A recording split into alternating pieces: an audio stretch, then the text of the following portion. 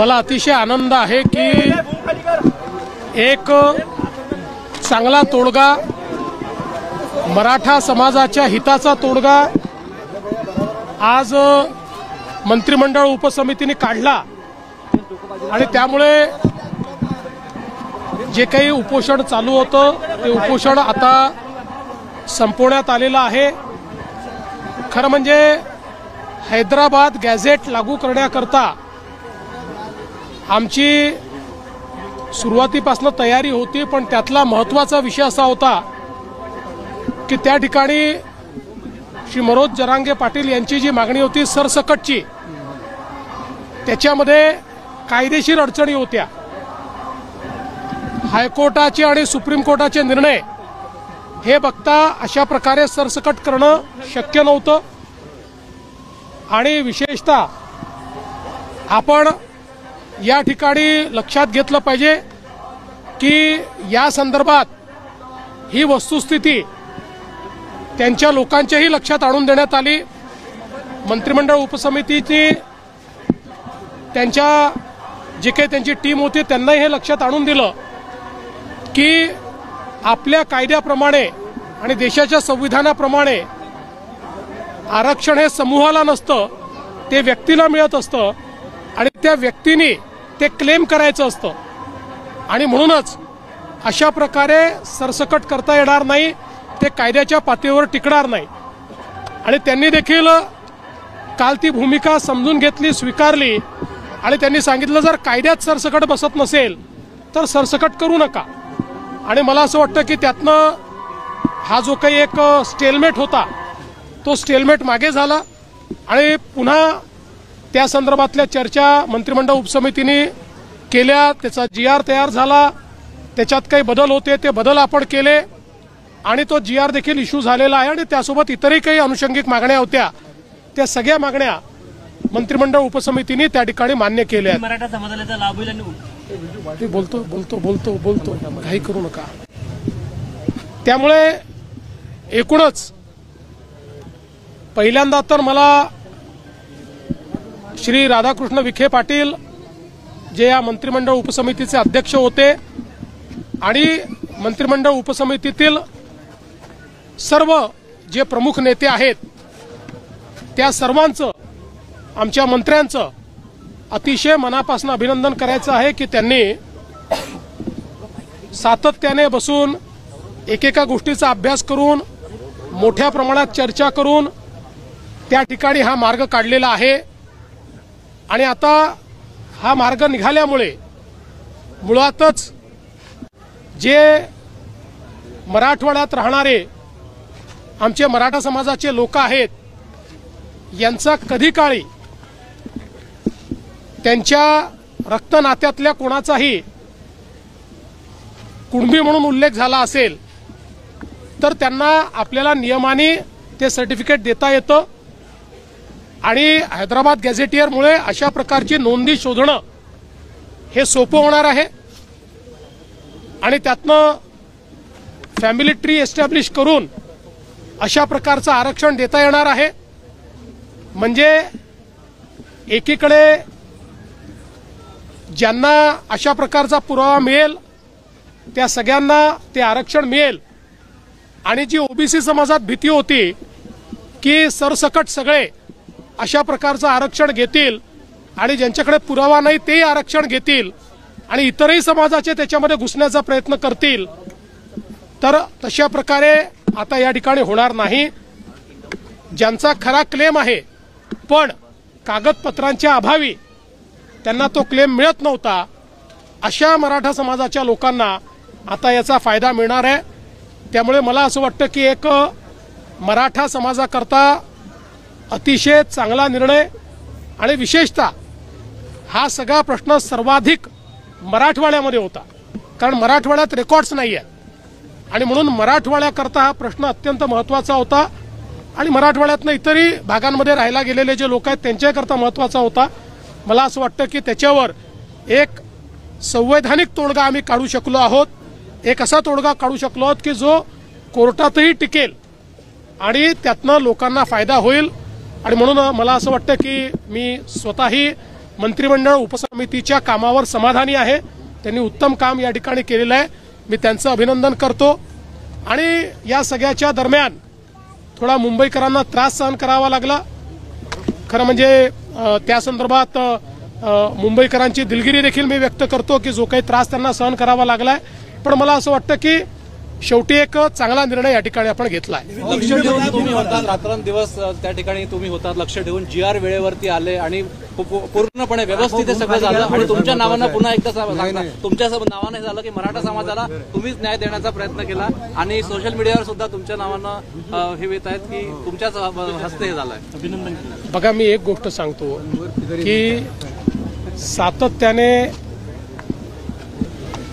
राजकारणामध्ये टीका ही सहन करावी लागते आणि लोक तुमचं स्वागत देखील करतात।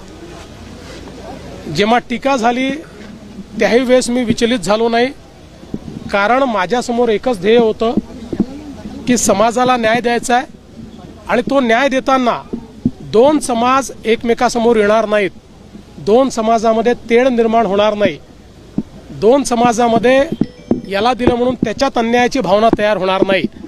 अशा प्रकारचा निर्णय आपल्याला करावा लागेल, कायदेशीर निर्णय करावा लागेल आणि म्हणून या संदर्भात जे जे काही कायदेशीर आहे त्याचा सगळा अभ्यास करून आम्ही हा निर्णय घेतलेला आहे। याचं श्रेय हे आमच्या मंत्रिमंडळ उपसमितीला आपण दिलं पाहिजे की ज्यांनी खूप चांगलं काम याच्यामध्ये केलेलं आहे, ज्यांनी खूप मेहनत याच्यामध्ये केलेली आहे आणि पुढेही ही समिती सातत्याने समाजाकरता काम करेल। मी एक गोष्ट आपल्याला निश्चितपणे सांगतो, मला दोष दिले, शिव्या दिल्या तरीही मी समाजाकरता काम कालही करत होतो, आजही करतो आणि उद्याही करत राहील। मराठा समाज असो, ओबीसी समाज असो, महाराष्ट्रातला कुठलाही समाज असो, प्रत्येक समाजाकरता काम करणं हे माझं मी कर्तव्य समजतो। त्या कर्तव्यात कधी शिव्या मिळतात, कधी तुम्हाला फुलांचे हार देखील मिळतात।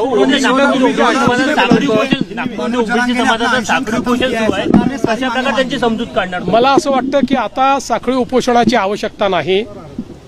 जो काही ओबीसी समाजामध्ये एक समज तयार झाला होता की त्यांचं आरक्षण काढून दुसऱ्या कोणाला तरी देण्याचा प्रयत्न होणार आहे, असं कुठेही झालेलं नाही। त्यामुळे मला असं वाटतं की आता ओबीसी समाजाने देखील या संदर्भात आता सगळी आंदोलनं ही परत घेतली पाहिजेत आणि मी त्यांनाही आश्वस्त करतो की जोपर्यंत हे सरकार आहे तोपर्यंत दोन समाजांना एकमेकासमोर आणणं, त्यांच्यात तिढा निर्माण करणं, एकाचं दुसऱ्याला, दुसऱ्याचं तिसऱ्याला करणं हे आम्ही कधीच करणार नाही। आमच्याकरता महाराष्ट्राची सामाजिक वीण, महाराष्ट्राचं सोशल फॅब्रिक हे अत्यंत महत्त्वाचं आहे।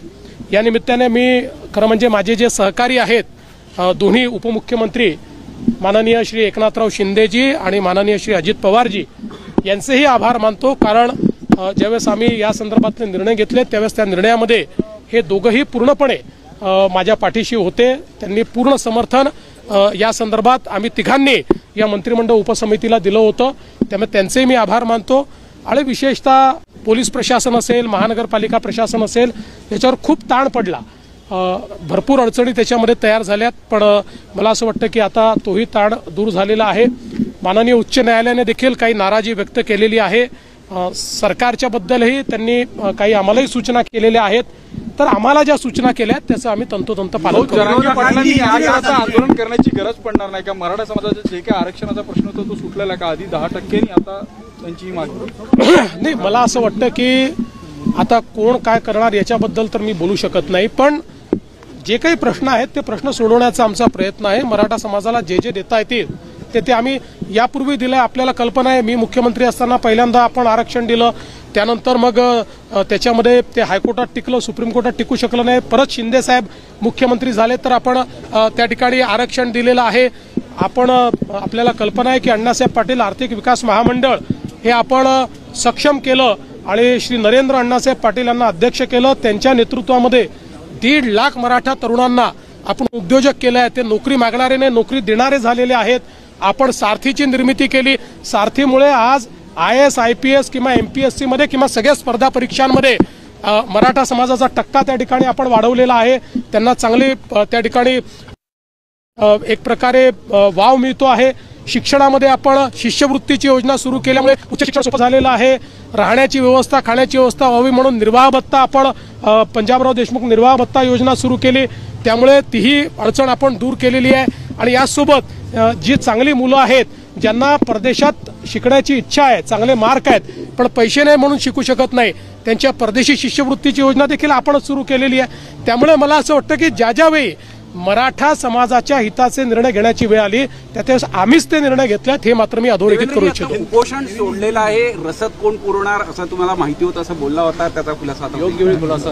मला असं वाटतं की जेव्हा चांगल्या गोष्टी घडतात त्यावेळी आपण फार आता त्याच्यात खोलात जाऊ नये, आणि सगळ्या गोष्टी तुम्हाला माहिती असतात, जाऊ दे. मनोज जरांगे ने अनशन खत्म किया है, सरकार ने मांगी मराठा आरक्षण. देखिए, मुझे इस बात की खुशी है कि आज ये अनशन यहाँ समाप्त हुआ है, और विशेष रूप से मैं बधाई देना चाहता हूँ हमारी कैबिनेट सब कमेटी को, जिन्होंने इसके ऊपर बहुत अच्छा कार्य किया, और मेरे दोनों साथी उप मुख्यमंत्री एकनाथ शिंदे जी और उप मुख्यमंत्री अजित पवार जी, इनको भी मैं धन्यवाद देना चाहूँगा कि उन्होंने भी इसमें पूरी मदद हमको की है, और हम लोगों ने इसमें से मार्ग निकाला है.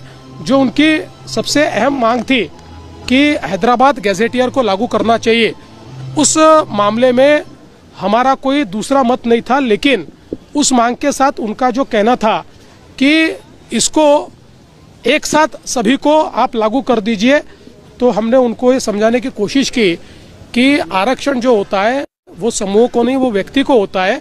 व्यक्ति को आरक्षण मांगना पड़ता है, इसलिए इस प्रकार का निर्णय नहीं हो सकता. उसके लिए कोई ना कोई सबूत देना पड़ता है. सबूत के तौर पर ये हैदराबाद गैजेटियर काम में आएगा, क्योंकि हैदराबाद गैजेटियर में जब उनके दादा परदादा का नाम ये कुणबी जाति में अगर रहेगा तो उसका फायदा उनको मिलेगा, और नियम के अनुसार उनको उसका सर्टिफिकेट मिलेगा, उनको आरक्षण मिल पाएगा.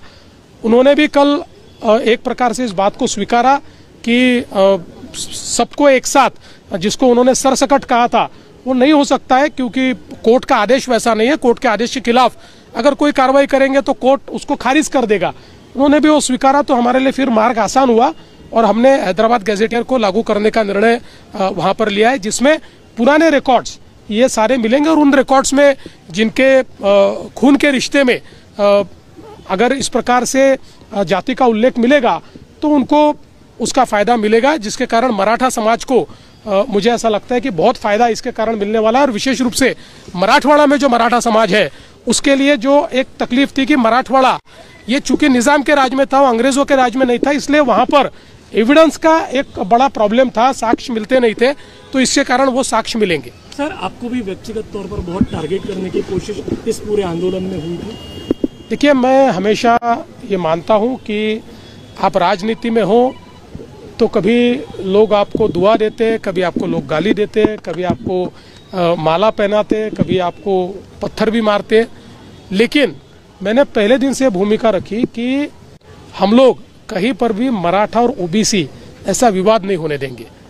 हम लोग जो निर्णय करेंगे वो निर्णय किसी एक का निकाल के दूसरे को देने का निर्णय नहीं होगा, दोनों को समान निर्णय करेंगे, दोनों को फायदा होगा ऐसा निर्णय करेंगे. और मुझे ऐसा लगता है कि वो हमने किया, और मुझे आज इस बात की खुशी है कि हम लोग एक अच्छा निर्णय ले पाए, जिसके कारण मराठा समाज को बड़े पैमाने पर अब फायदा होने वाला है.